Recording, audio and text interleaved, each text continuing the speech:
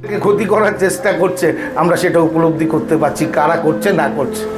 মানে বিষয়টা হচ্ছে যে যেহেতু আপনি বললেন যে এই ধরনের আরে আমরা রাস্তায় নামবো না, আমরা বোকা না, আমরা রাষ্ট্রবাদী বিচারধারা চলি। আমরা এই রাষ্ট্র নির্মাণে বিশেষ করে রাষ্ট্রবাদী সরকার আনার ক্ষেত্রে আমাদের ভূমিকা বিগত বামফ্রন্টকে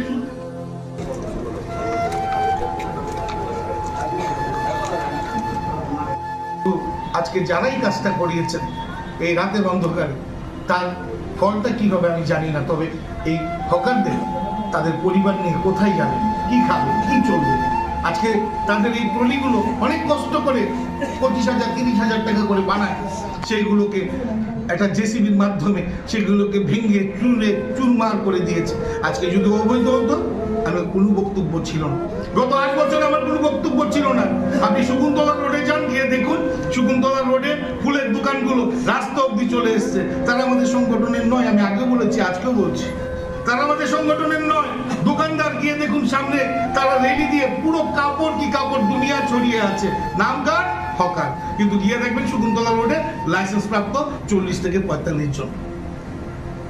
আজকে বটতলার পরিবেশ কি পরিবেশ ছিল, বটতলায় শিব মন্দিরের আশপাশ কি অবস্থায় ছিল, বটতলার চারিদিকে কি অবস্থা ছিল, আজকে সেই জায়গাগুলো আমরা পরিবর্তন করেছি। আজকে শহরের উপর কোনো অ্যাক্সিডেন্ট, কোনো একটা ঘটনা, দুর্ঘটনা, সেগুলো আমরা সংগঠনের মাধ্যমে আলোচনা করে শ্রমিকের মধ্যে তাদের মধ্যে আলোচনার মাধ্যমে সেই সমাধানগুলো আমরা করি। কি কাজটা না করি, কিন্তু এই হকারদেরকে এইভাবে অপমান আমাদেরকে করা, হকারকে অর্থনৈতিক ক্ষতিগ্রস্ত করা, আমরা জীবনে সেটা